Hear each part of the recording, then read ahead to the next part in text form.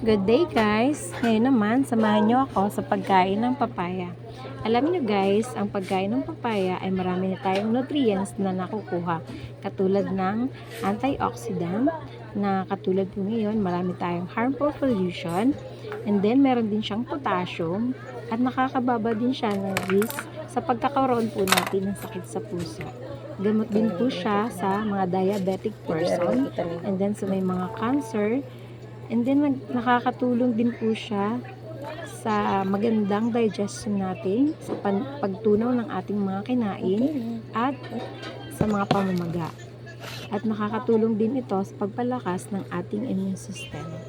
Tara guys, kain tayo ng hinog na papaya. Thank you guys for watching. Have a good day everyone.